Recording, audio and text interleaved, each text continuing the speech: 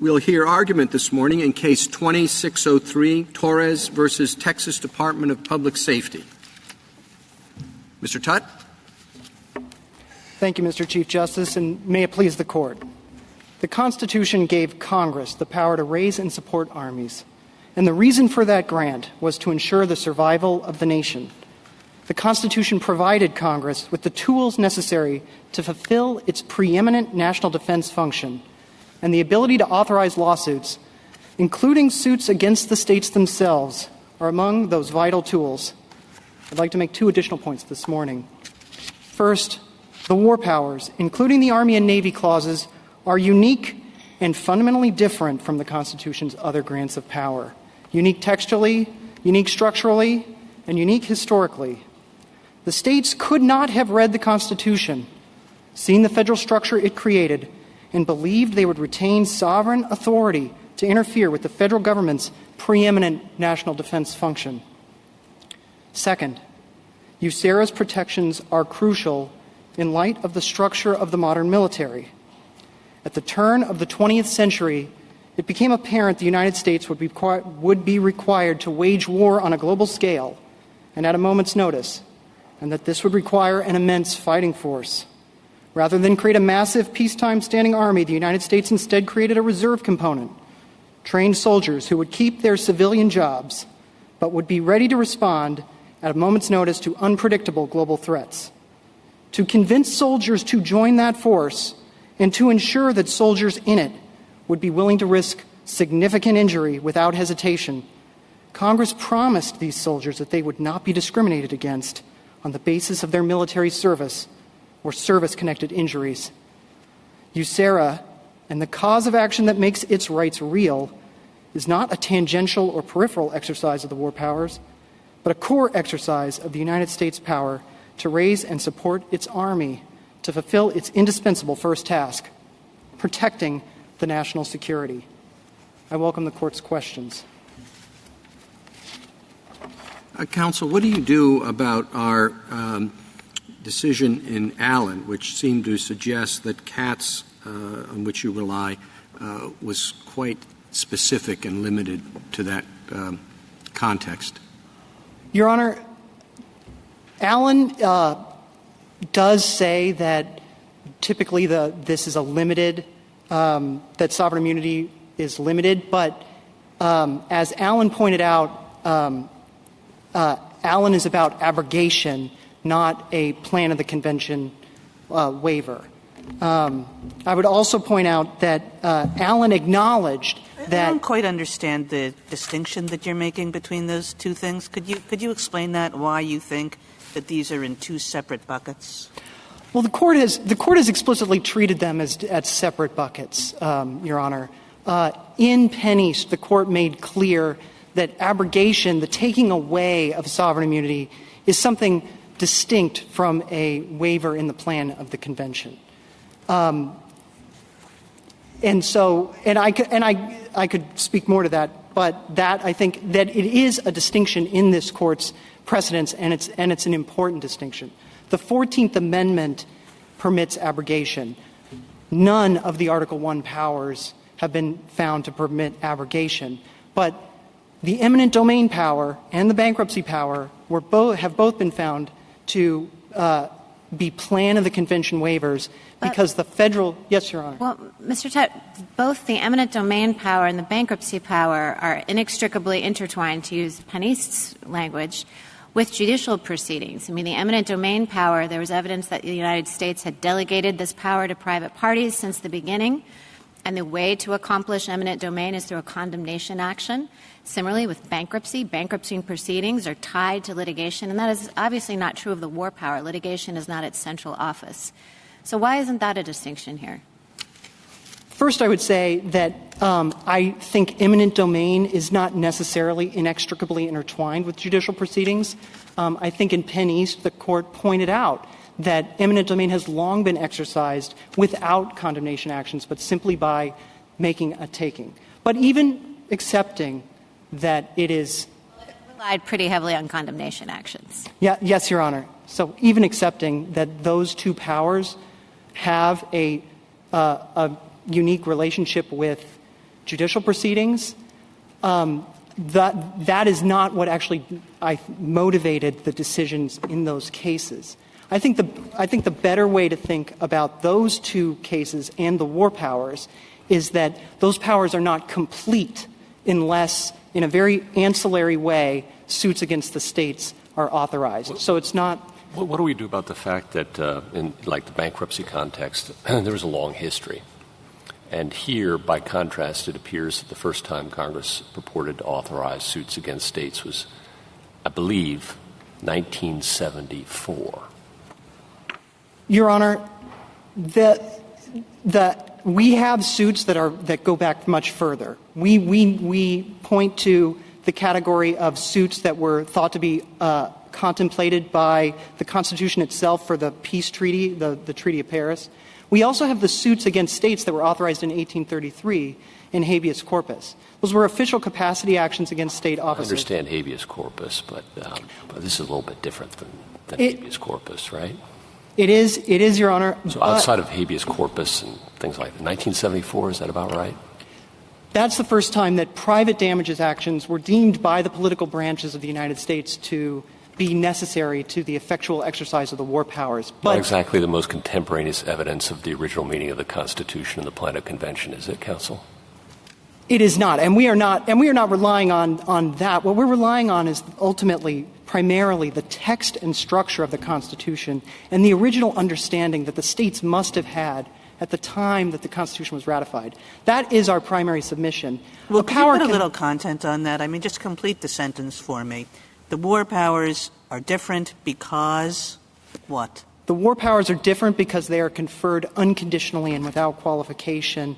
The states are textually divested of the power to interfere or engage in actions that are at variance with the war powers. So in Seminole Tribe, of course, which was the case that started all of this off, we dealt with the Indian Commerce Clause. And the Indian Commerce Clause is similarly an entirely federal power. It doesn't have the explicit divestment of the states, but it has everything else.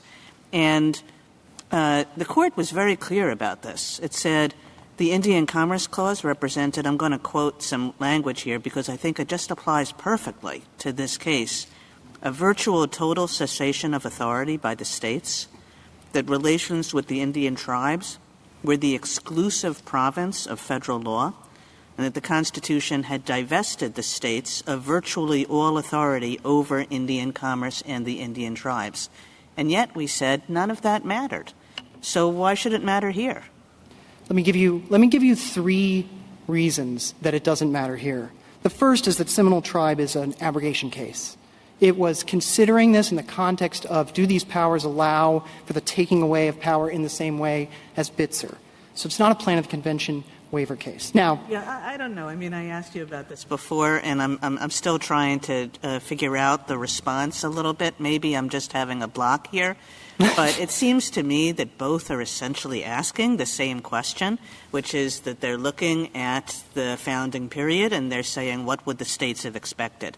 And I don't really see the difference. Let me give you two more distinctions. One is that in Penn East, the court made very clear that it was the exclusivity of eminent domain and the need for a complete eminent domain power in the federal sovereign that was what would have made the states understand that federal eminent domain permitted suits against the states. So this court has decided cases whose reasoning is somewhat in tension with Seminole Tribe's reasoning about exclusivity. What's your third? My third is that Indian commerce is exclusive, but it's really exclusive with respect to the tribes. And something unusual was being done in Seminole Tribe, which it was trying to use the Indian commerce power to regulate the states, which is not the sense in which this court has thought of that power as exclusive. And the court has said that the United States has plenary authority to divest the tribes of any attributes of sovereignty. So when actually regulating the Indian tribes, exclusivity does permit suits against how important is... Oh, please, go ahead. No. All right. I'm not sure I followed that answer, and maybe this is what Justice Kavanaugh was going to say and probably should be saying rather than me. I had understood the Indian Commerce Clause, and you can correct me if I'm wrong, to give Congress a lot of authority with respect to tribes in lieu of what normally might be local authority, state authority. So it does speak to state authority, but perhaps you have a different view. Maybe I'm just a little confused.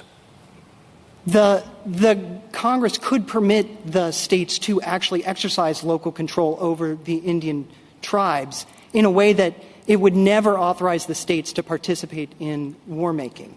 So the exclusivity over the tribes themselves is really the exclusivity that the Court has been talking about versus interactions or intercourse with the states. Now, it's true that Congress has exercised that power and taken the tribes into a trust relationship, but there is a textual divestment of any ability of the states to participate in war making in any similar way. They cannot. I guess I'm still stuck, and I'm not sure I understand that. Normally, the states would have considerable authority over people within their geographic bounds. That is divested by the Constitution in large measure by the Indian Commerce Clause in the same way war making is. I think that's the parallel I see, and I'm struggling to see your distinction between the two. Your Honor, my distinction is that though the tribes exist within the states and though the power to regulate the tribes is granted in the Constitution, that exclusivity is not something that the federal government is required to exercise. And it's something that if the Congress had not exercised its power to regulate the tribes, I think it's unclear how the Constitution would have dealt with that. Congress did move into that domain and took full control. But if you think about it, it's granted in the same clause as the Interstate Commerce Clause. It's granted in the same clause as the other powers that this Court has long held are concurrent.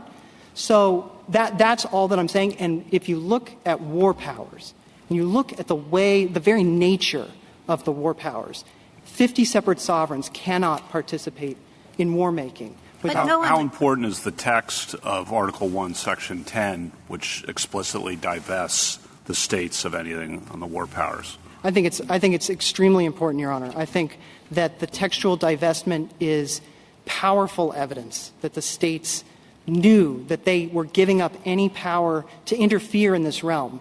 The ultimate inquiry for the Court in this case is, did the states believe that they would retain a sovereign immunity that they could assert that would interfere with war making?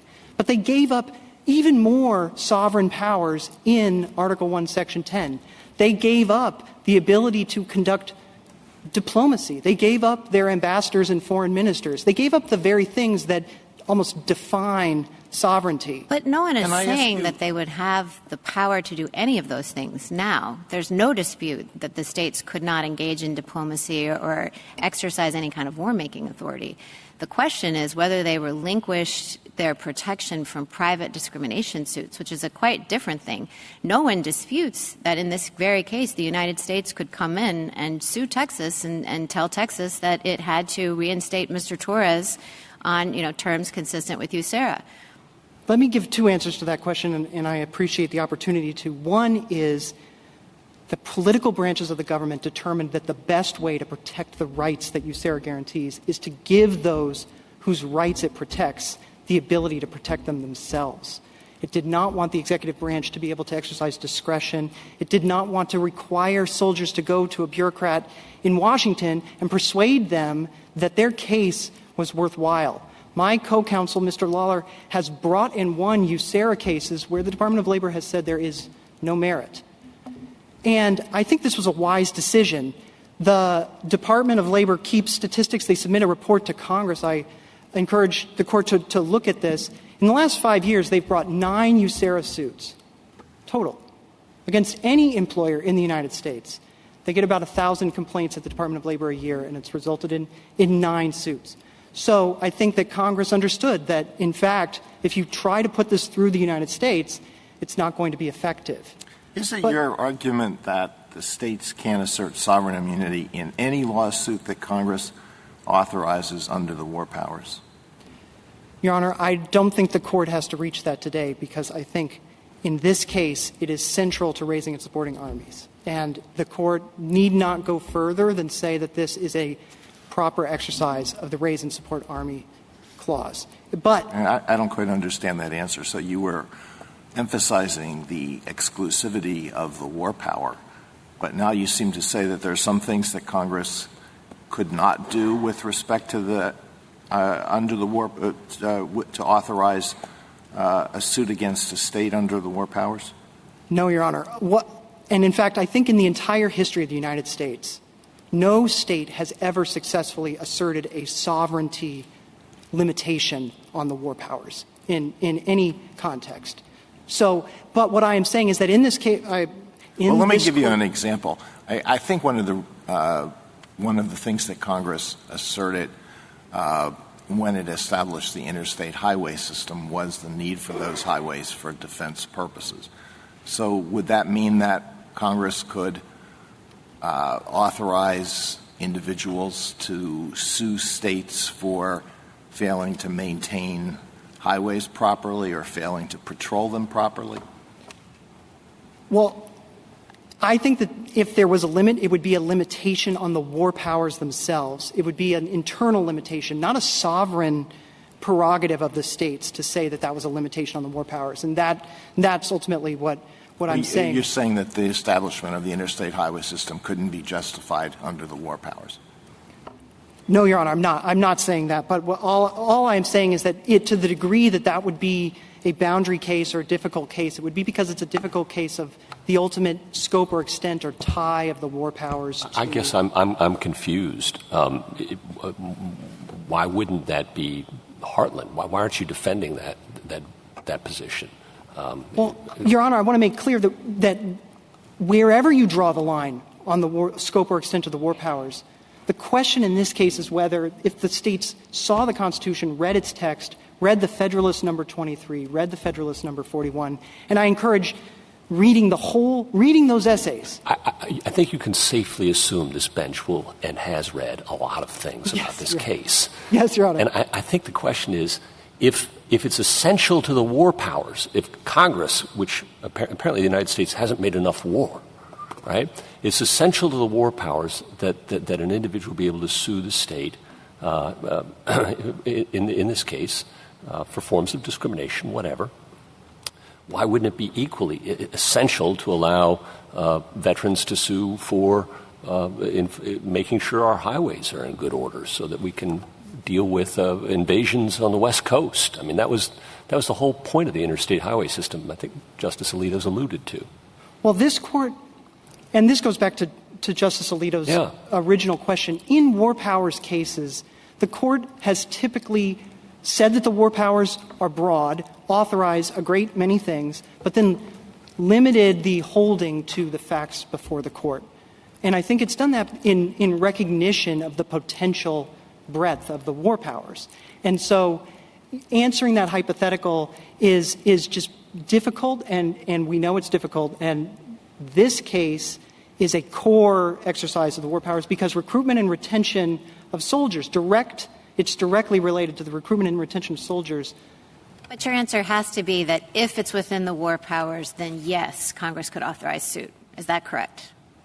You're fighting whether Congress could rely on its war powers to build the interstate system. Yes. Let's assume that it can. Then your answer is yes. Right? Yes, Your Honor. I think that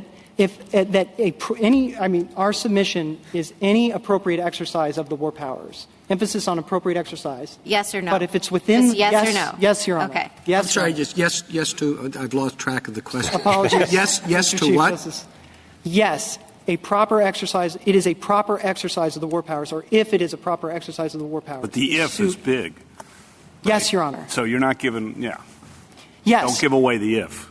No, the if is all in this particular situation. Yeah. If it is necessary to raise and support armies, to permit individuals to sue because otherwise they will hesitate to take a bullet on a battlefield because they don't know if they're going to have their job as a plumber's apprentice when they come home because their employer can fire them if they're injured.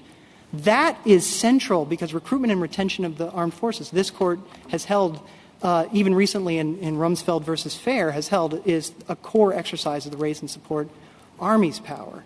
And so, and let me say, Texas does not your dispute argument to the raise and support Army's power. I understood that to be the SG's position, but I thought your position was broader than just raise and support Armies and Navy. Well, our position is that in view of what is at stake, which is the survival of the nation, the federal government's indispensable first task of protecting the national security, the war power is the proper unit of analysis. But Speaking beyond just the raise and support Armies. yes, Your Honor, Yeah. because, and this court, you know, in the Hamilton versus Kentucky Distillers case, the 1980 case about a prohibition on the sale of alcoholic beverages nationwide, Judge Learned Hand was the district judge, and he said that ultimately whatever the source of authority in his district court opinion, whatever the source of authority is a rather barren question. The real question is what are the limits? And that ultimately is what decides the case, whether it's located in the power to declare war or it's located in the additional text of raise and support Armies. What is at stake is so vital and so unique and essential to the nation that ultimately is what's important. Counsel, I know you're relying, or I guess the government's relying on the Army clause. You're relying on all of them.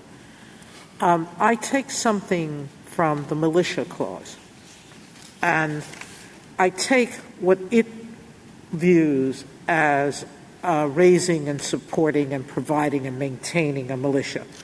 It uses the words to provide for organizing, arming, and disciplining the militia. So if I take that is just a specification of a part of what that power is to raise and support an army or to provide and maintain a navy, disciplining seems to me as purely a federal right. I assume that retaliation for service is a form of discipline to the employee. And I assume that your argument is that it is, by its nature, a power that requires a waiver of a state's immunity because it's giving over absolute control in a way that the others are not. There's concurrent. Is that the basis of your argument? That in most of these, including commerce with Indians, we have concurrent state jurisdiction. We have none with respect to armies, correct? Correct, Your Honor. Yes, the states do not participate in raising and supporting the Army. That is an exclusively federal power, and they do not discipline the militia. The federal government disciplines the militia. And so that is absolutely part of our argument. I want to make clear Texas does not dispute that the obligations of USERRA are a constitutional exercise of the war powers, including as to Texas. Texas does not dispute that the cause of action in USERRA is constitutional, and not just against all employers other than Texas, but even against Texas, just as long as Texas consents. The only question that Texas raises is it says that if it wants to assert an implicit immunity, even when it interferes with war-making and is acknowledged to interfere with the ability to raise and support an army, that it should have the power to do so and that the Constitution contemplated that. And our submission is the Constitution does not contemplate that, and that given the sovereign authorities that the states gave up textually, given the fundamental structure of the Constitution, they gave up the ability to assert sovereign immunity in that precise context, when it would interfere with the ability of the federal government to wage war. Thank you. Oh, I apologize. No, I was just going to move us on to the next phase of questioning. Justice Thomas, do you have anything to ask? Just a couple of questions, Mr. Chief Justice. Thank you. Counsel, does it make a difference here that USERRA authorizes suits against Texas in its own courts? This court has said that whether it was in a state court or a federal court is not relevant for the analysis of whether there was a waiver in the plan of the convention.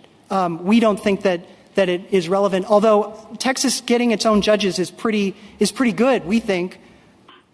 Why isn't that commandeering their court system? Your Honor, in Prince and other cases, the court has said that the states were contemplated to have been the court system of the United States and that creating federal courts was optional, and in which case all suits in bankruptcy, in eminent domain, everything would have been ultimately vested in state courts, even though they would involve suits against states.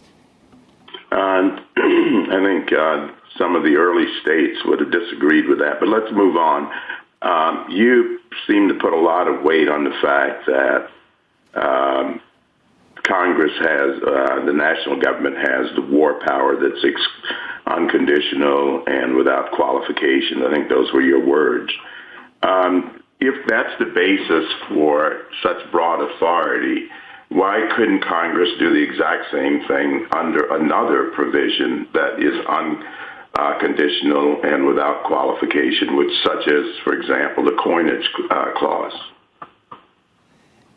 Your Honor, I think what's important is that they're provided without qualification or condition, but the objects to which they are directed are fundamental incidents of international sovereignty. And so when you view them in nature of in view of their objects and subjects, you understand that the unconditional grant carries with it a much more significant grant of federal authority than with respect to the concurrent regulatory powers. I think that's you said it has then the question becomes is how close this connection must be. I think when we had and Justice Barrett alluded to it in the case of bankruptcy, I think we said that the court said that it was inextricably intertwined with judicial proceedings. This seems to be quite remote from being inextricably intertwined with war powers. Your Honor, I would say that the war powers have, since the founding, had an important relationship with the adjudication of controversies. The Constitution understands that soldiers will need to be tried and makes special provision for that, and the war powers have been exercised in ways that are uniquely judicial, and we canvassed this in our briefing, for over 200 years. Yeah, but I don't think that's one thing to have court-martial proceedings or proceedings involving military conduct. This is post-military. But let's move on. I don't want to delay matters. The final question I have for you is, can you give me an example where sovereign immunity has been waived for private money damages suits against states? I think you're speaking about, for instance, in Katz, where it was a preferential transfer suit. Is that in the nature? No, I'm just money damages. Aren't money damages involved here? Yes, Your Honor. Give me an example of a suit in which money damages, not just compensation for property, that sort of thing, but money damages. Your Honor, I would point to both suits by the United States against a state and suits by. Well, the United States doesn't really count, since that's conceded. Well, Your Honor, it is important because Texas says that it would be willing to entertain these suits, the exact same suits for the exact same damages that inure to the exact same beneficiary, as long as this was captioned United States against Texas. And so, if that's all that's at stake, it seems like a pretty low stakes question for Texas. Because these suits are authorized for money damages by the United States on behalf of the veteran. Thank you. Justice Breyer, any questions? Do you know, in an eminent domain suit brought by an individual under delegation, if something valuable has been destroyed by the present owner, is that person who is suing for eminent domain entitled to money damages and compensation? Yes, Your Honor. And do you know any case which says they wouldn't get that as part of the eminent domain suit? I'm aware of no case, Your Honor. Justice Alito? Sotomayor? Justice Kagan? Mr. Todd, way back when you were giving 3 reasons for why Seminole Tribe doesn't apply here, think the second, and I don't want to mischaracterize you, it was a while ago, so tell me if I've gotten this wrong, but you basically said, a lot has happened since Seminole Tribe, a lot of water under the dam, and we don't have to take some of Seminole Tribe's statements for quite all they're worth. And I'll just say, speaking personally, now I doubt I would have been in the majority in Seminole Tribe. So if you have reasons for why you think Seminole Tribe should not be read for all it's worth, have at it. Well, Your Honor, I think the biggest reason is that it would be extraordinary for Seminole Tribe to have placed a limitation on the war powers without any discussion at all of the war powers, without any discussion at all of the incidental impact of that. Well, I guess what I'm saying, I know that Seminole Tribe was not about the war powers, but Seminole Tribe seemed to take an extremely strong view that the exclusivity of a federal power really didn't matter. And I took you to be saying that our cases since Seminole Tribe have suggested that Seminole Tribe wasn't right. Is that what you're saying? I think that the reasoning of Penn East puts a focus on the exclusivity and the importance to the complete exercise of the eminent domain power in the federal government. I don't want to say that this court has to overrule a single precedent to rule for us. The reasoning of Seminole Tribe is not the best for us, but it just does not reach beyond the ordinary domestic Article I powers. The court could draw a distinction there and say that a complete but ordinary domestic regulatory power is different, fundamentally different than an exclusive international incident of the sovereignty of the United States, and that is a perfectly sound reason to overrule nothing in Seminole Tribe, but nonetheless reach the right result in this case.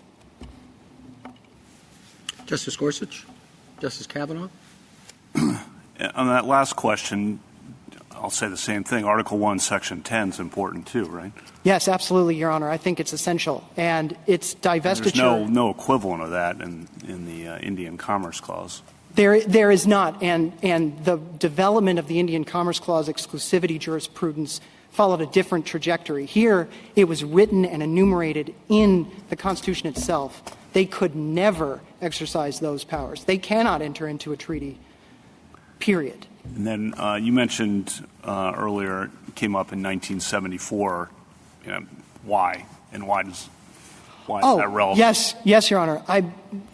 It came up because there was resistance to resistance among the states to reemploy the veteran in 1974, and the traditional respect that the federal government because of opposition to the war at the time, and the states were basically using their privilege as states to express in law a view about what the foreign policy of the United States should be and how the United States should wage war, which I think is exemplary of the issue that we think that the war powers never could allow. The states do not have a role to play in this area.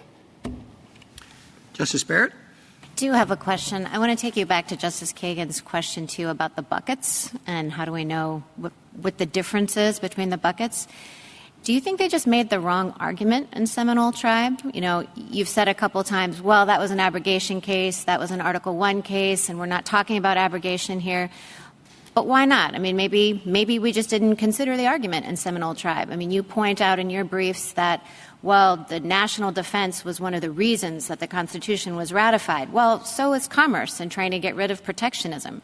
And so I think we've said again and again in some of our commerce clause cases, we said it in Wayfair, that this is the kind of thing, commerce, free commerce between the states, and giving Congress the commerce clause, the commerce power, was a reason. So do you think that we just that the right argument wasn't made and that Seminole Tribe should come out differently if we considered the plan of the convention argument? I think that Seminole Tribe is correct and that you do not have to overrule any aspect. I understand you don't want to overrule it, but what if the plan of convention argument has been made? Is the answer to Justice Kagan's bucket questions like, well, maybe we should be thinking of all of this as plan of the convention. And so maybe Seminole Tribe, they just made the wrong argument. Your Honor, I don't know. I have not read the briefs. I've read the relevant passages in Seminole Tribe many times to try to understand what was the reasoning of the case. And I just think that Seminole Tribe made some statements that were broader than its holding and made some assertions No. Just like back up. I'm not asking whether anyone actually made the plan of the convention argument in the case. I haven't gone back and looked at the briefs either, but I assume that they did not. I'm saying that if today you were presented with those facts, could you make a successful plan of the convention argument on the facts of Seminole Tribe for some of the reasons I gave? No, I do not. I do not believe that you could make a plan of the convention argument for the Commerce Clause. I think that the powers of commerce, of copyright, of intellectual property, of coining money, of counterfeiting securities, of postal roads, all of the domestic powers that are conferred in Article 1, Section 8, sovereign immunity plays a fundamental role in preserving democratic accountability and the role of the states in our federal system. But here we have a different matter. Here we have the survival of the nation. And as to that, there's just a fundamental difference in how it was talked about at the time of the ratification. There's a fundamental difference in the history of how these powers have been exercised and understood by the states. There's just no comparison. So thank you. Thank you, counsel. Thank you, Your Honor.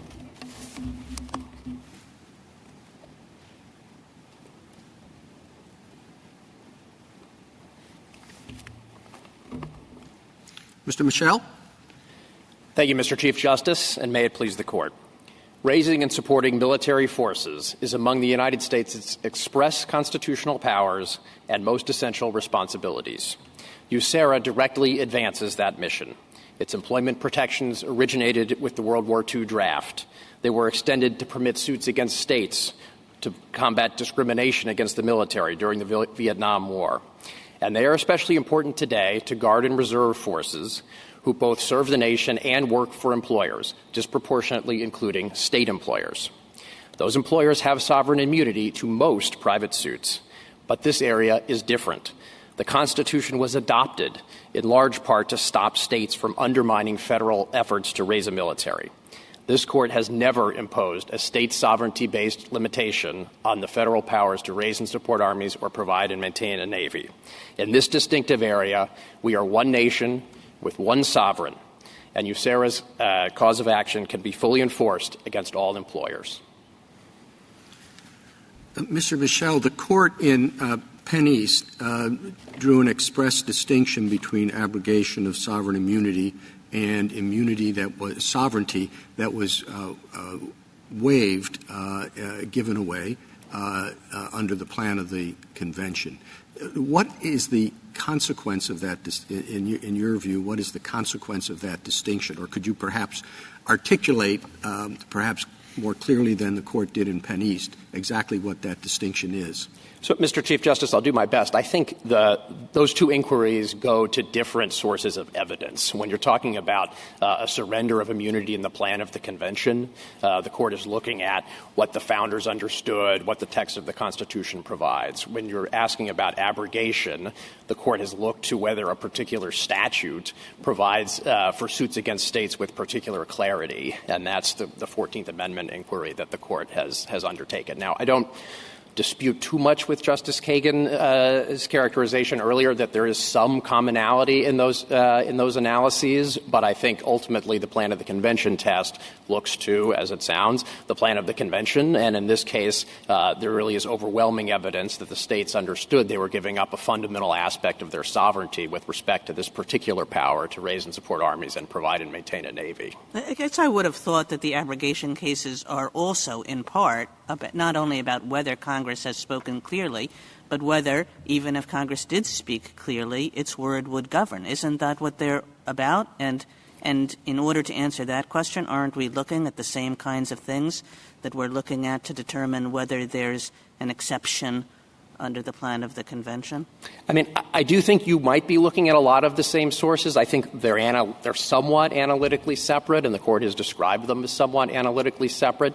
but I don't want to resist too much the notion that in both cases what the Court is analyzing is the constitutional power and its effect on the states, namely whether the states were relinquishing a fundamental attribute of sovereignty. And I do think there are some commonalities in the Court's abrogation and plan of the convention cases that confirm that there is overlap in that area. Mr. Michel, how do you answer the question that I asked Mr. Tutt about Penn East and Katz, bankruptcy and eminent domain, addressing power that was really uniquely tied to judicial proceedings?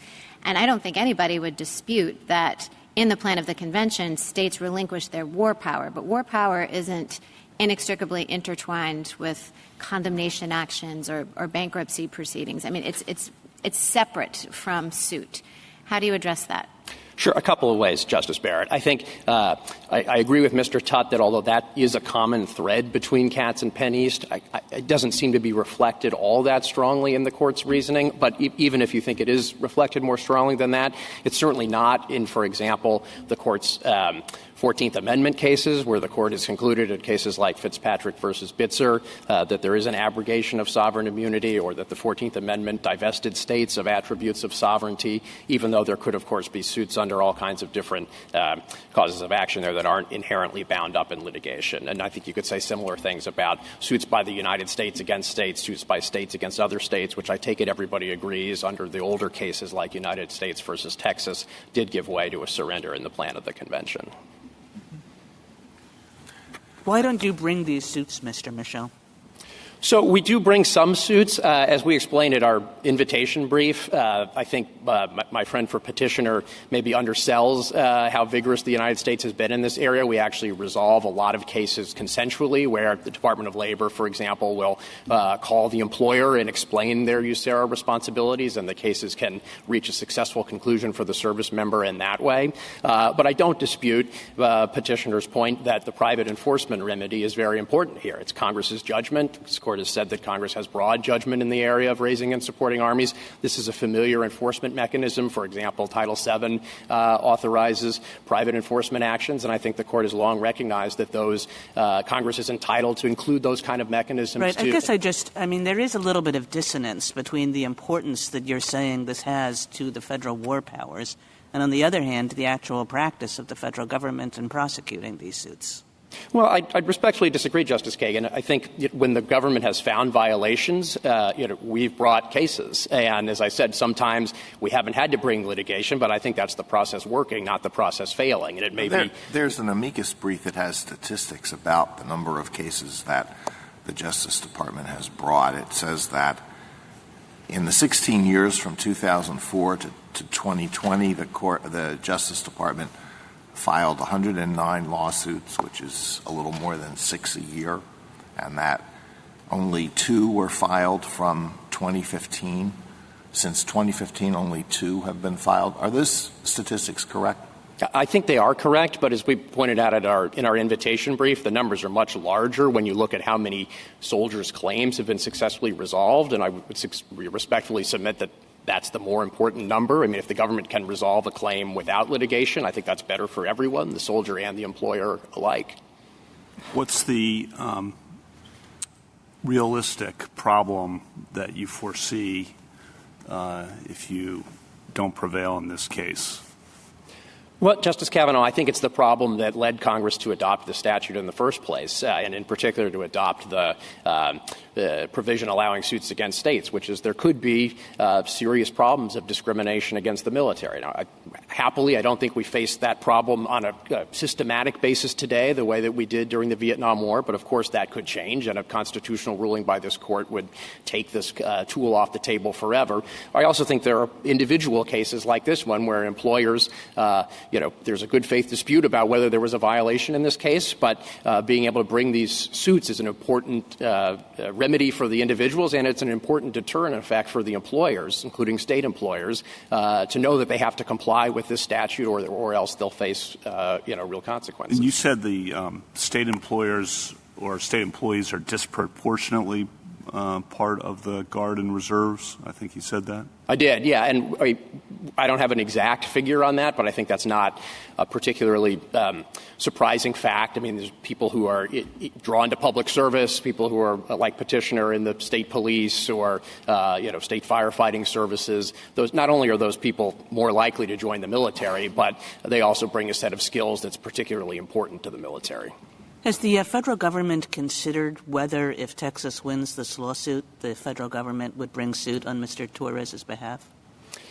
So there's an administrative mechanism in the statute by which a plaintiff can ask the government to bring a suit, and the Petitioner Torres didn't invoke that in this case. But if he were to invoke that, the federal government would consider it. We don't have a position on the merits of this case, but if that claim came to us or a similar claim came to us in a different case, we would consider that. But I want to make the point that the federal government having to litigate cases all over the country would be a real departure from what Congress, in exercising these broad powers, determined was necessary to raise and support a military. And I think the court owes particular judgment to Congress's decisions in this area. In Federalist 32, Hamilton discusses this.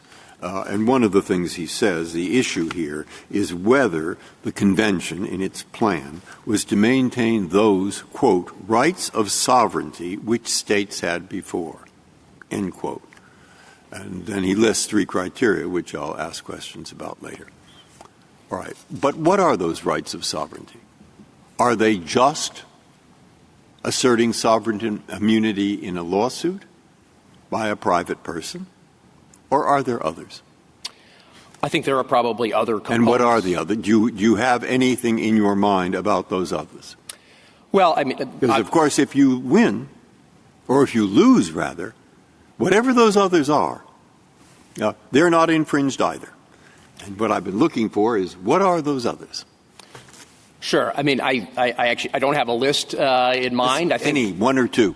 The immunity against commandeering, immunity against coercion. I think this court has said that other attributes of sovereignty like that come up in the doctrine. So if, in fact, California had been invaded in 1942, and as frequently happened in the Philippines, the Army had to seize houses so they wouldn't fall into the hands of the Japanese.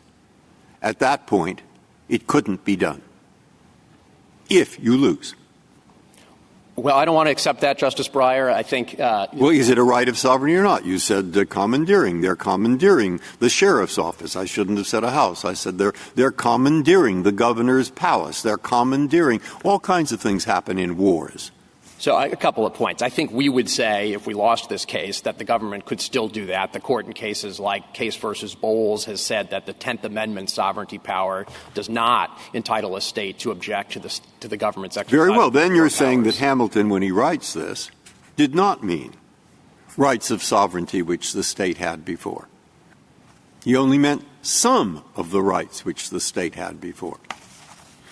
Well, my response, Justice Breyer, would be that he did mean, at least for this case, he meant sovereign immunity. And well, of course for this, but what I'm thinking, if I expose my thought, is that when you talk about the Indian Commerce Clause, you're talking about a power to regulate something that will exist no matter who wins, namely commerce. It's going to go on there, and it will be regulated in many ways. And the same is true of a lot of these other clauses in the First Amendment. But here, it's quite different, because I don't know what is involved when you say states retain their sovereign rights to raise armies, to raise navies, and then there are a list of 6 clauses. So I thought you might have thought that through better than me, and I suspect you have. But I want to hear what you have to say. Well, I think the most important part of the Hamilton passage, and I hope this is at least partly responsive to your question, is that when you read that in conjunction with Hamilton's passage in Federalist 81, which this Court has relied on as the foundation of its sovereign immunity jurisprudence all the way back to Hans versus Louisiana, he directly links that list that you're talking about, Justice Breyer, in Federalist 32 with the areas in which there was an alienation of sovereignty to produce a waiver of sovereign immunity in the plan of the convention. So if you take Hamilton's word on what sovereign immunity means, you have to read the whole paragraph. And he references back to this paragraph 32. And this is where Article 1, Section 10, I think, is particularly important, because one of the categories on the list, which you didn't read, but we're going to go on to read, is where a power is granted to the federal government on the one hand and withheld from the states on the other hand. And that's exactly what's happening with the raise and support. Now, is it because if you read the 6 clauses that have to do with the war power in Article 8. They give to Congress all these powers, armies, navies, etc., but it ends by giving to the states the power of running the militia in 2 areas, reserving, it says, to the states, respectively, the appointment of officers in the militia and the authority of training the militia according to discipline preserved by Congress. Now, does that reserve mean that the other things listed in the 6 clauses are exclusively the business of the and prohibited to the states? Yes. And what's your evidence for that? I mean, I think that both the text itself, when the text is sort of fully distributing the powers, which I think it is here. Now, of course, another very strong piece of textual evidence for that is Article 1, Section 10, Clause 3, that expressly withholds the powers from the states. And I do want to make the point that differentiates the raise and support armies power from all of the other powers that this Court has considered in cases that have really gone both ways, with a few exceptions. One is the 14th Amendment. In his opinion for the Court in Fitzpatrick versus Bitzer, Justice Rehnquist relied on the fact that the 14th Amendment both grants power to the federal government and expressly withholds power from the states. That was the same framework that Hamilton set up when he explained when there would be a surrender in the plan of the convention. The Court in Katz, in footnote 13, referred to the interaction between Federalist 32 and Federalist 81 in explaining that the bankruptcy clause falls within another one of those categories that's in Hamilton's essay, Federalist 32. So I think that is powerful support, assuming the Court is going to continue to rely on Hamilton's account of sovereign immunity to understand where there was a surrender of sovereign immunity in the plan of the convention and to find that these particular powers are subject to that surrender. Justice Thomas, any questions? Yes, Chief. Perhaps not as enamored of Hamilton as some are. I'm looking, counsel, at Article 1, Section 10, that it also precludes states. It says no state shall enter into any treaty on and on, but it also mentions the coinage clause. So can you have the exact same or similar exercise of authority under the coinage clause as you are now suggesting exists under war powers?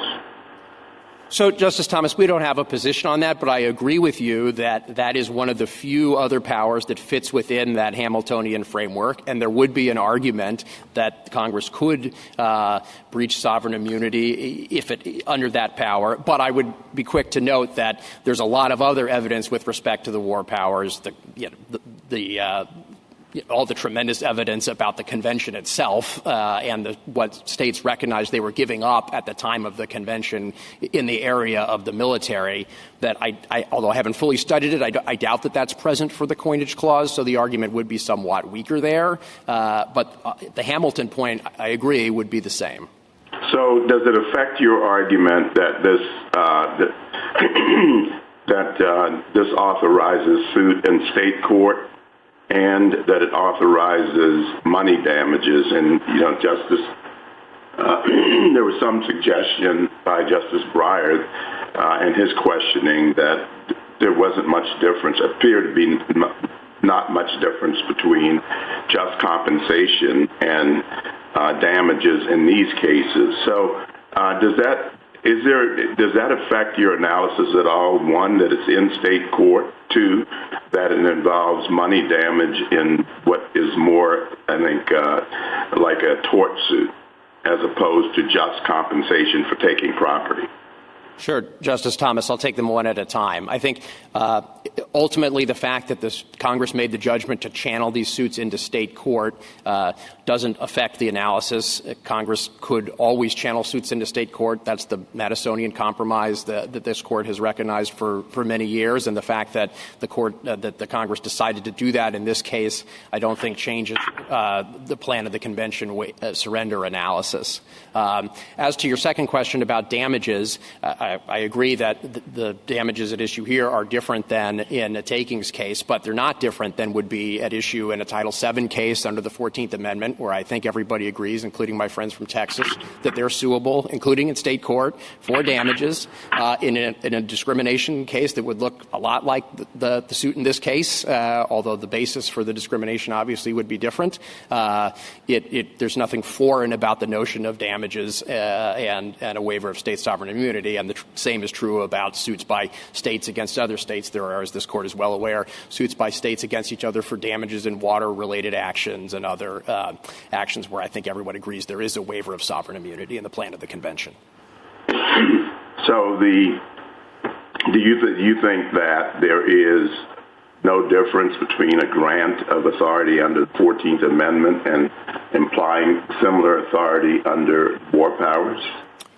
Well, I think it would depend, on, of course, each power, comes with its own history and its own analysis. But I do think there's a lot in common between the 14th Amendment and the Raise and Support Army's power. As I said earlier, both are granted and withheld by the text of the Constitution, and I think both indicate an unusual and particularly sort of superior relationship between the federal government and the states. Obviously, the 14th Amendment was adopted as a result of war, and the understanding of the Raise and Support Army's clause was similarly a response to the Revolutionary War and the failure of the states to provide for the military, and the paramount purpose of ensuring that state obstruction of the federal military would not continue under the new Constitution.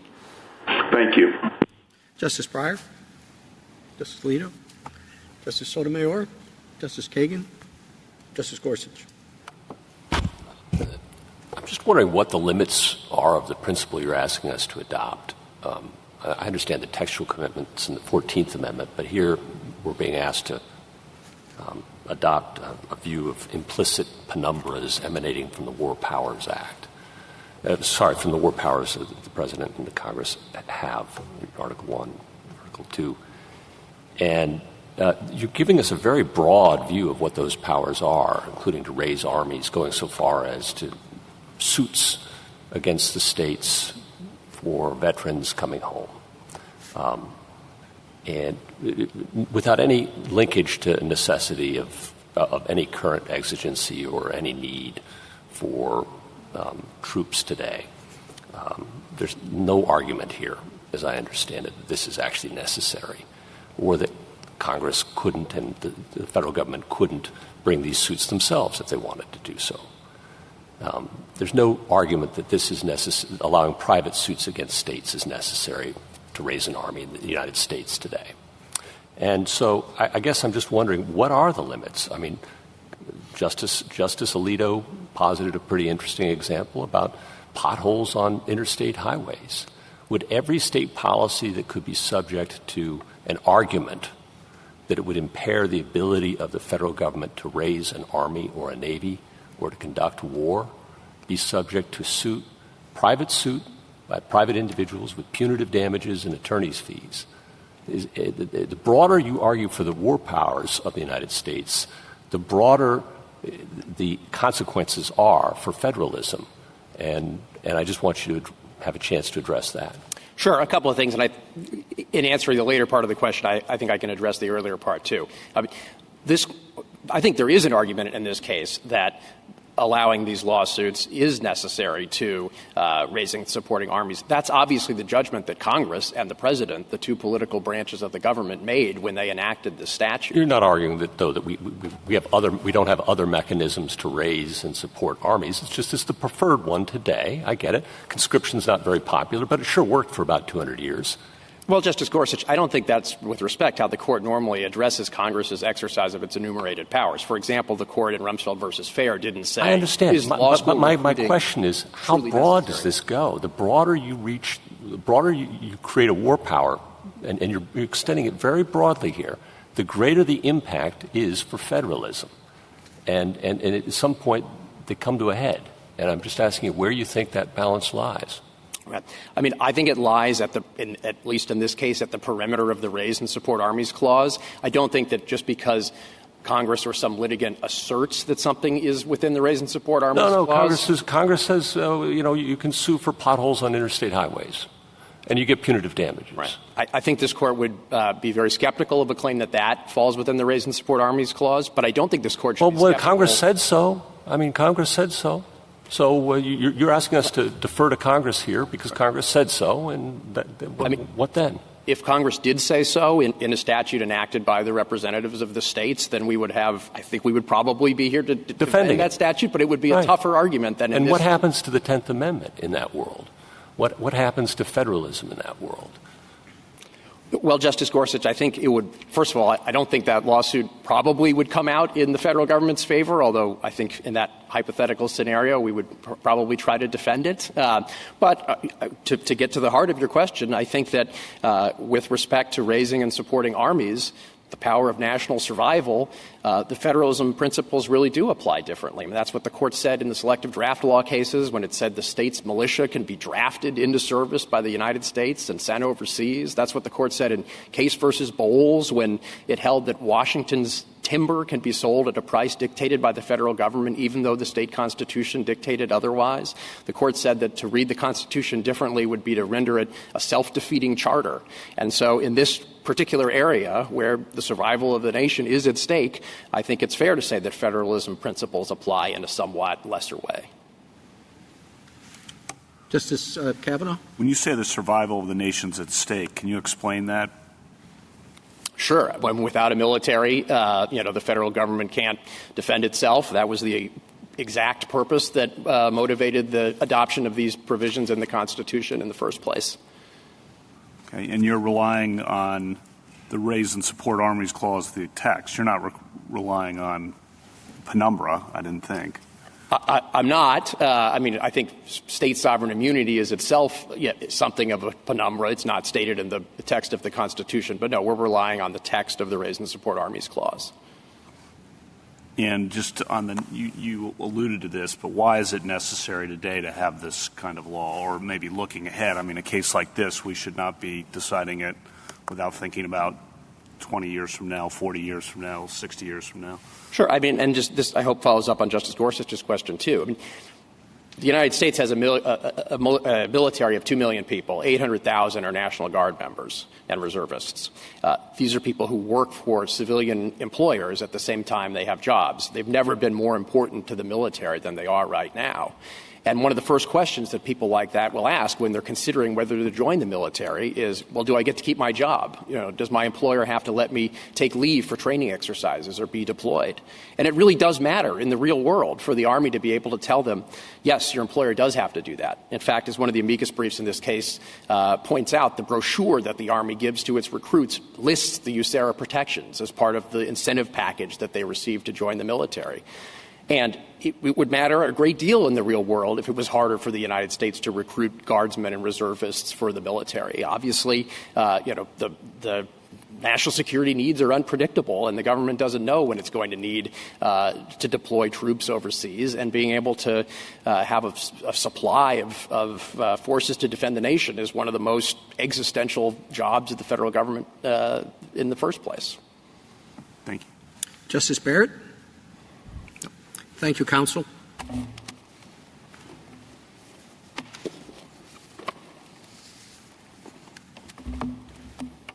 General Stone.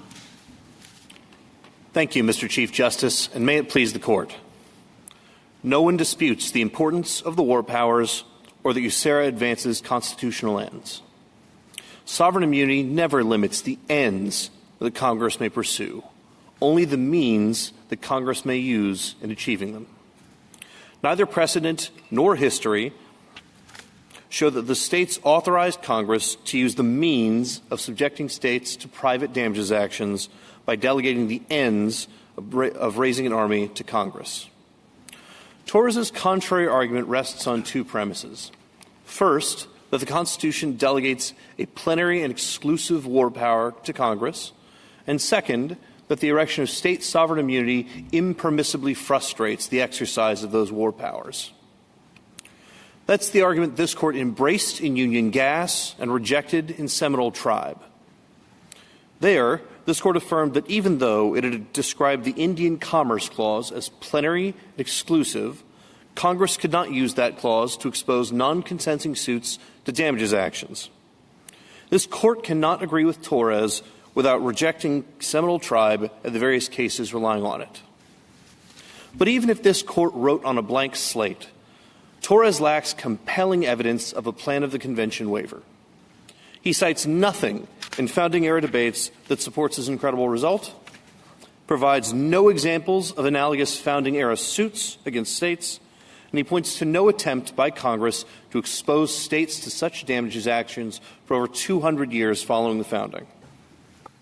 There is no evidence that the founding generation saw the power to expose states to private lawsuits as inextricably intertwined with warfare, or that the states intended to be sued without their consent by giving Congress the power to raise an army.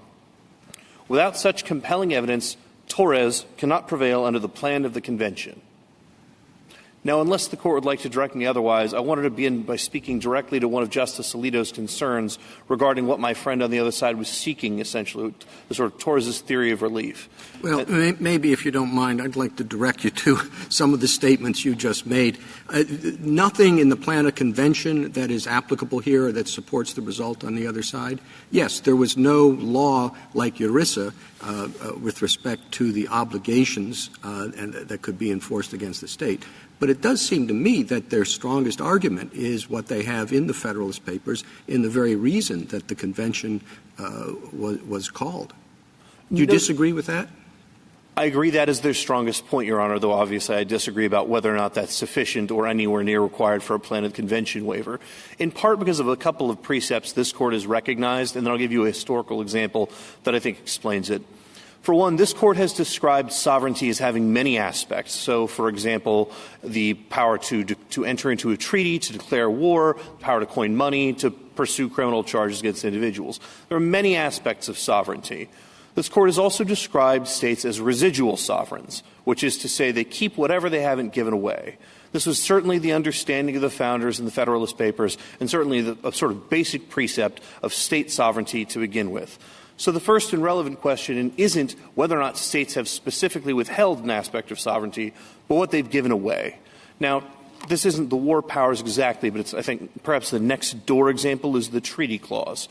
Undeniable that in Article I, Section 10, the power to engage in treaties or in confederations is taken away from the states entirely. That is an important sovereign power that plays in issues of war and peace. Nonetheless, in Alden v. Maine, this Court looked at the 11th Amendment and specifically at the rejected Gallatin proposal for the 11th Amendment, which would have exposed states to damages actions or to private suits arising under treaties, saw that rejection and understood that to mean that states, as of the founding, retained their immunity for treaty-based actions.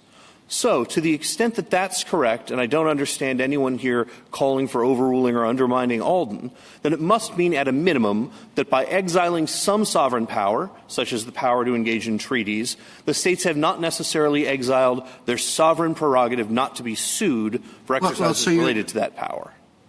There are two parts to that sentence. I understand the first, but perhaps not the second. But are you saying that the states did retain some war powers? Your Honor, I'm saying they could then rely on as opposed to those of the federal government? I'm saying that they gave away certain parts of sovereignty, including the ability to raise armies, to declare war, et cetera, and that this Court should, consistent with those being vested in Congress and to the extent that they've been taken away in Article I, Section 10, should recognize those aspects of sovereignty have been taken away. That's not an answer to the question. Did I'm saying that states retain any war powers? At minimum, the states have retained their prerogative not to be sued, which isn't conventionally considered a war power in some sense, in part because there isn't this inextricable intertwining between the two. Well, that challenges Congress's judgment, I guess, that the law that is at issue here was essential, was the representation of the government's representative to the ability to raise armies, right? To some extent, but I don't think so, Your Honor, precisely because the fact that the states did not confer on the Congress the means of exposing states to private damages actions doesn't depend on a balancing test with Congress. This Court's prior abrogation precedents and Pennies and Katz don't rely on a sort of balancing between Congress believed this is a very important exercise of power, a very important clause, and therefore that overrides state immunity. So our arguments don't rely on whether or not the war powers are important or even foundational to the United States. No doubt they do, and no doubt that the Congress believes that something like USERRA is in fact important to maintain an army. It just turns out this Court doesn't balance away state sovereign immunity as sort of one constitutional value amongst many. Can I ask go ahead. No. A question about our precedent, and maybe picking up on Justice Kagan's questions to your friends on the other side. Looking at our precedent as a whole in this area, which points arguably in some different directions, but I think one of the strong arguments on the other side, I want to give you a chance to respond, is, well, if you're going to allow suits against the states in bankruptcy, if you're going to allow eminent domain suits, you're going to allow suits under the Family and Medical Leave Act, you're going to allow Title VII suits against the states, it would be bizarre not to allow suits in the war powers area where the national interest is at its apex as compared to those other areas. So that, to me, is a strong argument for them, given our precedent, and I want you to be able to respond to that. Certainly, Your Honor, and I understand the intuition behind it. Of course, that war powers are big, important exercises, sort of fundamental exercises of power. I think the reason why that feels strange is precisely because you're having the intuition that more important things should be able to abrogate or dispense with sovereign immunity as opposed to less important ones. Well, I think they're all important, but they're more national. So the constitutional text itself makes very clear that these powers are given to Congress. Then Article 1, Section 10, which is very important, explicitly, in case there was any mistake, divest the states. And even Article 2, where the Commander-in-Chief power, Commander-in-Chief of the Armed Forces, including of the militia, when called into service. So that the Article 2 displaces the state control over the militia, which was, that talk about taking away sovereignty. So it's not just important, it's the national state balance there. Certainly, Your Honor. I want to speak specifically to the powers you just cited, and then to speak about the Indian Commerce Clause and the treaty power to sort of make the point. Regarding Katz and regarding there being sort of a uniquely federal interest there's a uniquely federal interest that this Court described when it was recalling Katz and Allen v. Cooper that sort of cited that there were these disparate state discharge orders and that ultimately individuals were being kept in debtors' prisons as a consequence. And it looked at the Bankruptcy Act of 1800 and the potential for habeas relief there and sort of concluded by that ongoing history contemporaneous with Chisholm that the states had planned for federal courts to have a unique role to solve this problem among states, so unique that in fact that clause itself disposed with any opportunity, any sovereign immunity defense. Of course, this Court also described that as a good-for-one clause only holding, in part because it was recognizing that this Court had held, not just stated, but held in Seminole Tribe that all other Article I, Section 8 powers wouldn't yield that result. But since then, since that statement that that's a good-for-one holding, it seems to have been proved wrong, right? Because Penn East comes along and says, no, it's not a good-for-one holding. And Penn East, I think the world after Penn East, you might think, makes Seminole Tribe look like a very different decision. I understand that intuition as well, Justice Kagan. I think part of what's doing work here is clause, a good-for-one clause only holding. The eminent domain power, as identified, is not a clause, of course. It is a kind of sovereign power. This Court identified in its precedents had been routinely assumed to belong to all sovereigns. This Court turned to its precedents and saw that not only belonged to all sovereigns, it clearly belonged to the United States and could be exercised against state land.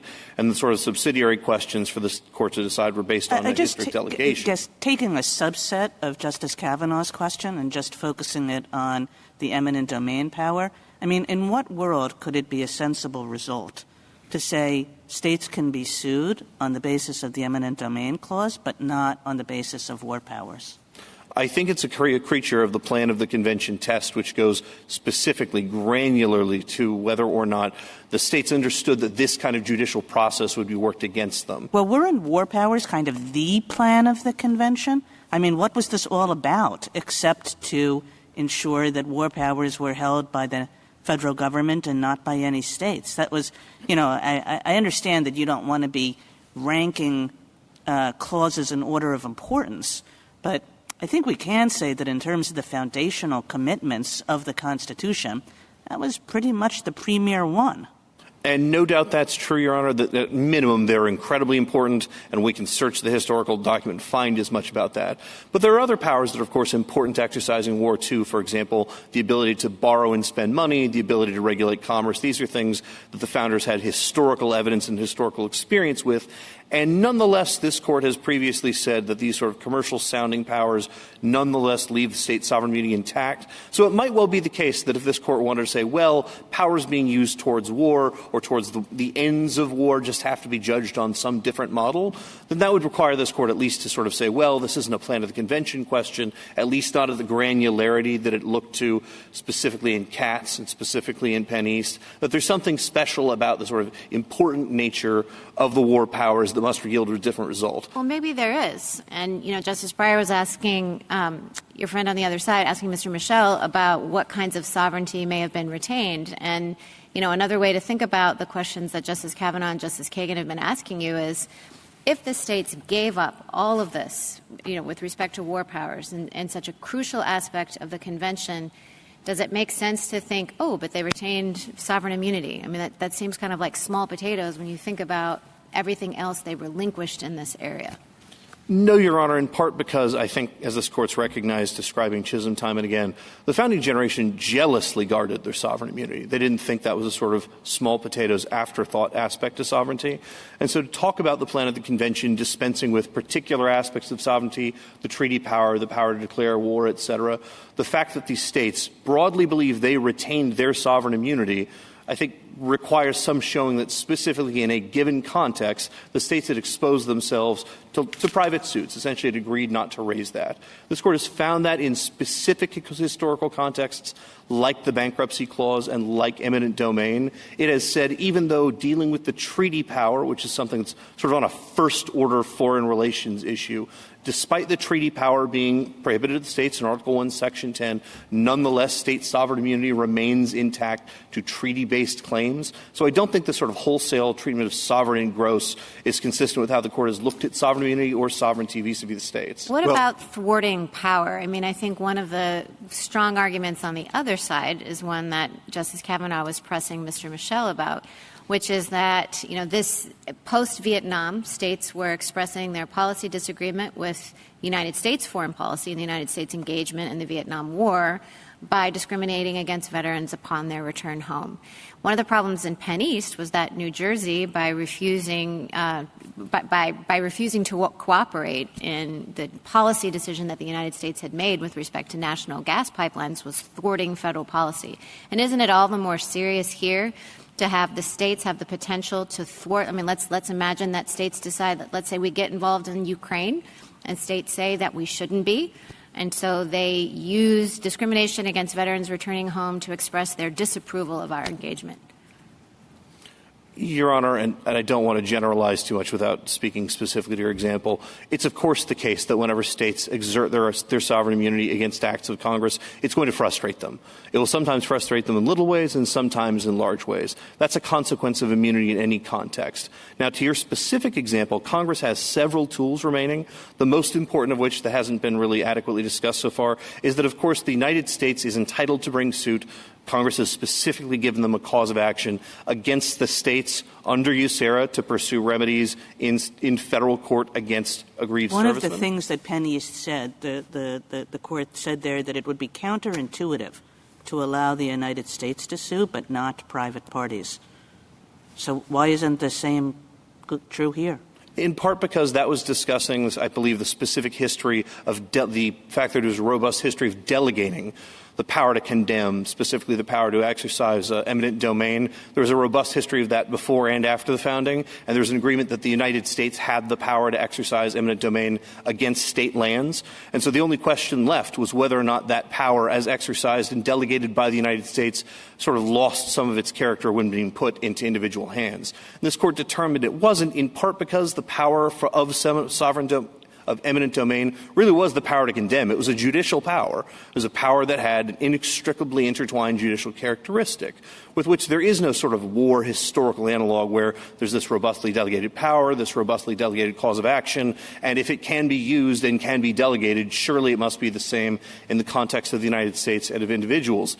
The United States, because it has a distinct plan of the convention waiver for its benefit when suing individual states, can always, up to and including on Mr. Torres' behalf, sue Texas and sort of pursue specifically the interests that they have. This is a point that this Court made in Alden, that, of course, the United States will sometimes come to this Court and express on behalf of the Solicitor General a belief that state sovereign immunity has to be dispensed with, and yet will not have a tradition of actually pursuing these actions themselves. This is something that could be easily solved by the U.S., and also, to the extent that the DOJ doesn't want to make this a priority, Congress, through spending clause legislation or other mechanisms compliant with other spending clause restrictions, can induce the states simply to waive their immunity because Congress can exhort them. You're telling Congress how to wage war successfully, but Congress and the President make that judgment about how to wage war successfully. You agree that the power to wage war has to be the power to wage war successfully, correct?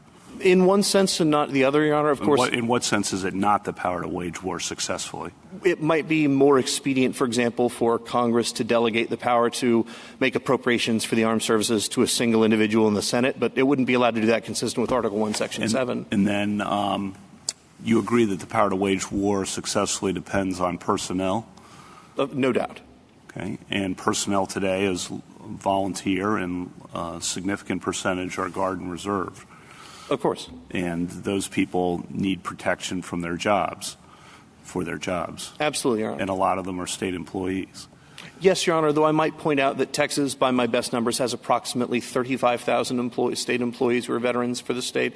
The United States government, from what I understand, has about 950,000. And, of course, to the extent that the United States believes that this is a vital part of defending, sort of keeping a ready military, doesn't expose itself to remotely the same kind of actions. But the concern underlying, as Justice Barrett was saying, and I mentioned earlier, the concern underlying this is state hostility to the United States' foreign policy or national security objectives, and to carry that out by hampering the war effort or preparation for war. I mean, we have to be thinking about the next 50 years. We don't know what's going to be happening over the next 50 years. We don't know what's going to be happening over the next 50 days in terms of national security and personnel. And so I think it's important to recognize that a significant component of the power to wage war successfully is having personnel who are willing to sign up, and they're not going to be willing to sign up. I mean, that's a practical argument. You can just say that's irrelevant if you want, but it's an important overlay of what's going on here. It's not –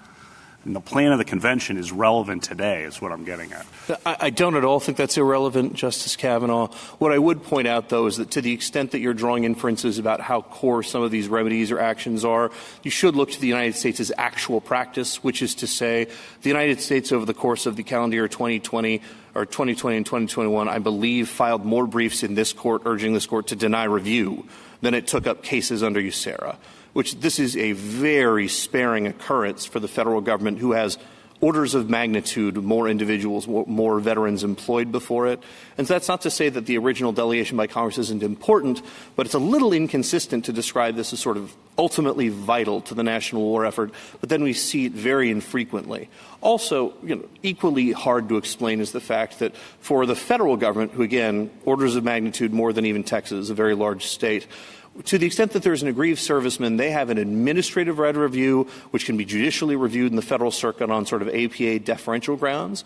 Texas, on the other hand, is treated like a private party. That's actually denominated in the statute that Texas and all those states are private parties, to which Texas is exposed to not only explicitly the full suite of equitable and sort of other powers, including expressly the contempt power, but also Texas is exposed to punitive damages as such. And it is hard to imagine a conception of state sovereign immunity that can be more offended by anything than a private cause of action by Congress designed to punish a state as a state. You've given a good answer, but I want you to answer more. And I'll focus it.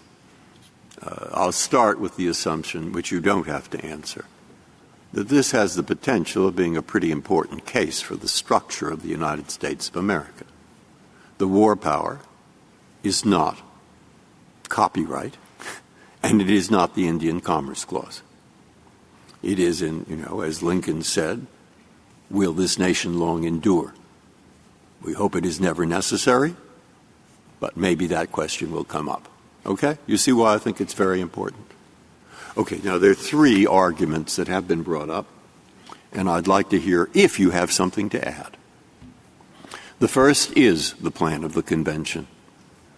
As you've read biographies of Washington and the founders, you know perfectly well that they were terribly upset at the way the states were behaving in respect to the Continental Army and thought that that was causing the United States basically to lose, almost. And they were at a convention, and if I put the matter in a comical way, because it's not meant totally comical, in the play they say George III says, they'll be back, wait and see. They'll come crawling back to me. And that was in the framers' mind, though not the music. And now we look at the text. And my goodness, six sections in Article 8, another in Article 10, another in Section, the President's part. My goodness, that suggests that was their frame of mind. If you want to say something about that, that's one. Two, is this theoretical? I lived through Vietnam. I saw what was going on. I hope we never have it again. But my goodness, the blue states might well have, although the President of the United States and the Congress thought the only way to deal with this is we get as few conscripts as possible, as many volunteers as possible, and the states, blue, would have said, no, we're going to do everything in our power to prevent you from getting those volunteers, including not giving them their jobs back. Could that have happened? Yeah. Did it happen? I'm not sure. Maybe. And we could have another. Okay. And you say, bring the government, bring the lawsuit. Against how many people were there in Vietnam, in the armies? They'd be suing till the next 1,000 years. And the third, you look at Federalist 32, and two of the three pieces of evidence that Hamilton says, were it granted in one instance an authority to the Union and in another prohibited the states from exercising the like authority. I can't say it's explicit, but those three parts of the Constitution I mentioned sound it. And then the third thing, were it granted an authority to the Union to which a similar authority in the states would be absolutely and totally contradictory and repugnant. Well, that's Hamilton. And you've heard the evidence that that's what this case is. Okay? Now, I've simply summarized the three arguments you've been hearing this morning. And you've answered them pretty well. And I want to give you the chance to answer them further if you wish. Thank you, Justice Breyer. Let me start with the first. So, as I understand the thrust of your first inquiry, pointing out that there are many, many powers vested in the federal Constitution that touch on war, and that clearly in historical documents, those are very important, historically speaking, powers. That's no doubt the case. Unfortunately, to the extent that this Court were intending to give Mr. Torres sort of the full measure of what he's asking for, this Court has to think about its previous statements in cases like Alden and in Seminole Tribe. Of course, stare decisis is a practical, sort of practical consideration or a practical doctrine, but this Court has said, and as recently as Alden v. Cooper repeated, that no Article I, Section 8 power sort of dispenses with state sovereign immunity. To say that all of the powers that are reasonably described as war powers suddenly actually had no immunity to resist in the first place would be to, at best, minimize Seminole Tribe to virtually nothing. It surely occurred to this Court when it propounded that statement in Seminole Tribe and reconfirmed it in Alden that all of the powers in Article 1, Section 8, including a number of powers that had a direct basis on war, including the Army Clause, the Navy Clause, the Enclave Clause, and so on. So at minimum, to the extent this Court were inclined to say something along the lines of this critical nature, this foundational nature of these powers means they're treated differently, it has to be prepared to disregard decades of precedent in sovereign immunity. Two, if I understood your next question correctly regarding I'm sorry? Vietnam is an example. Right, regarding sort of the sort of practical possibility of states engaged in sort of deliberate political obstruction on ideological grounds. That strikes me as the sort of thing that to the extent to which a court is going to be effective at all, which, of course, we're all talking about a sort of circumstance to which these must be problems amenable to a court, or this is all sort of unnecessary because all sovereign immunity dispenses with is whether or not a court can sue. One would think the United States would sue California or any other sort of obstreperous state, and that, in fact, they would sue in the nature of class relief or equitable relief, prohibiting California and or any of its officers from engaging in that flatly illegal policy.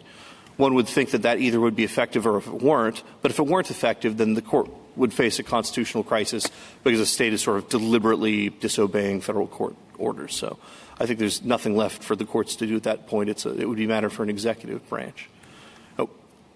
I'm not quite sure that I'm perfectly following the third question regarding the extent of Hamilton's statements, except as to point out that no doubt, for example, in the Indian commerce context, that power certainly had shades of war and peace. It would be utterly unsurprising to have described to the founders that the power to govern relations with the Indian tribes would be the power, in fact, to engage in policies and to prevent battles with Indian tribes, prevent the loss of life, and otherwise settle these through treaty agreements.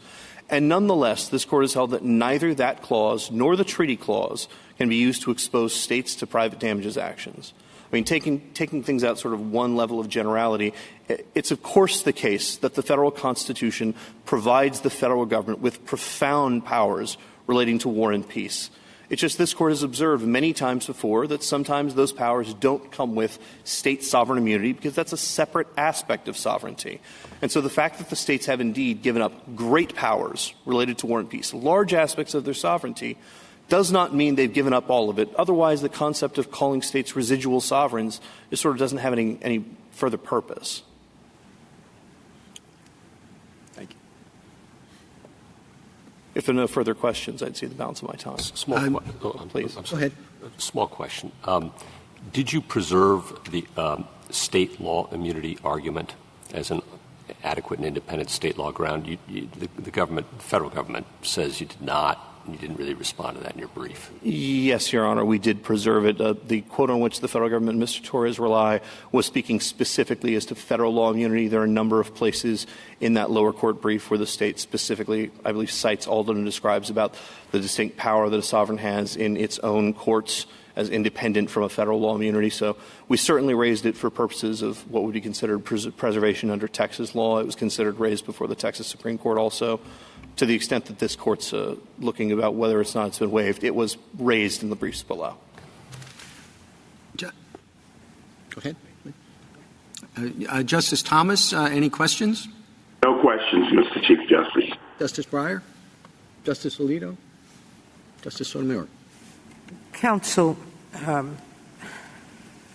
I can't take much from the lack of cases or evidence of Congress doing something until a need arises, because I can't see Congress prophylactically passing rules if it doesn't see they're necessary until they become necessary. And really, the Vietnam War is what made this statute necessary, because it's the first time we see a state potentially taking action that's going to directly affect the military's power.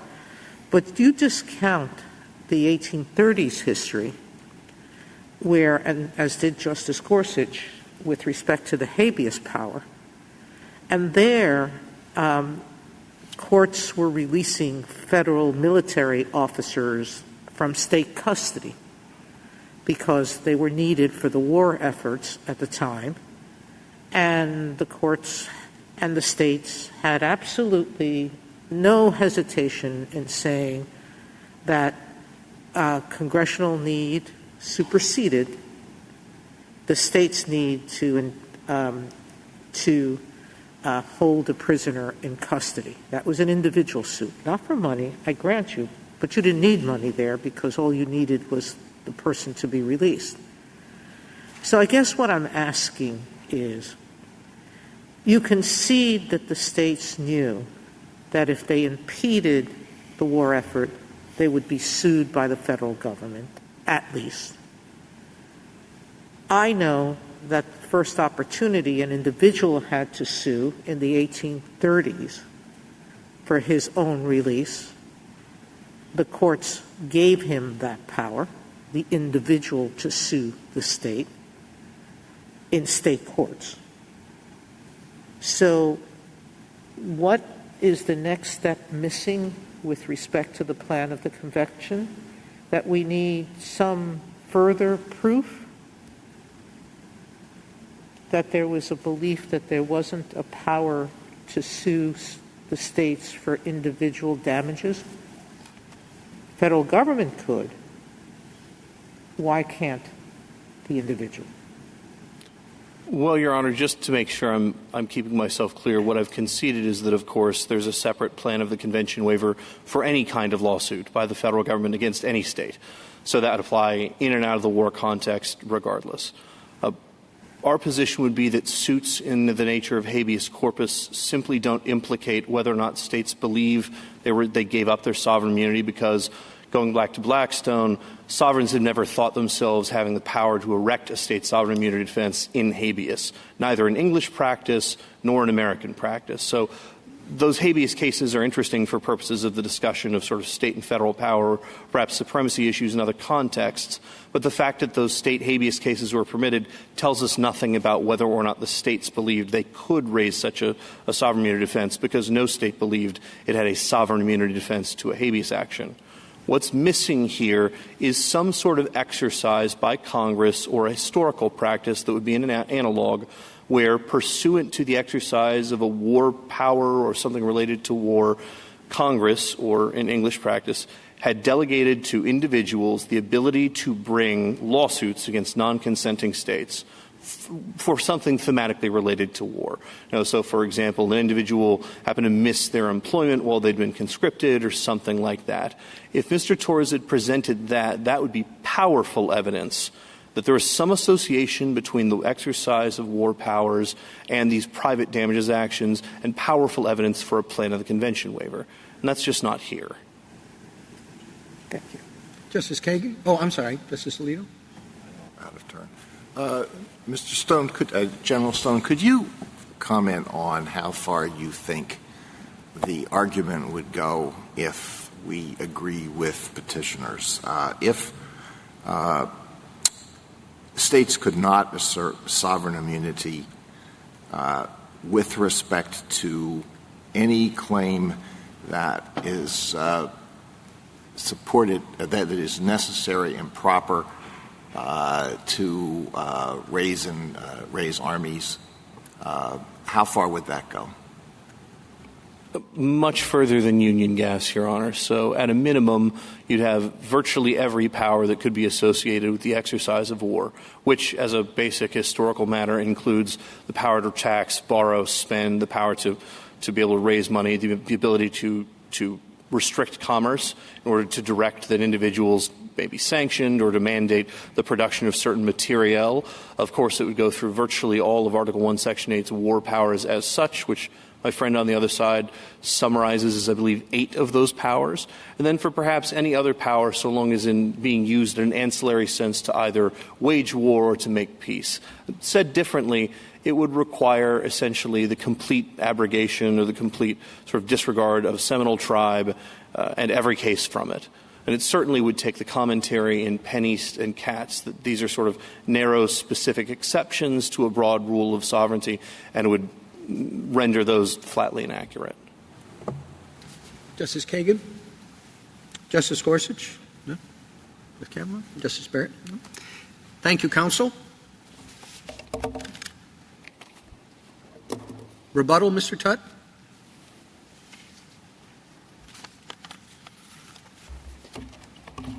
Thank you, Mr. Chief Justice. Just a few points.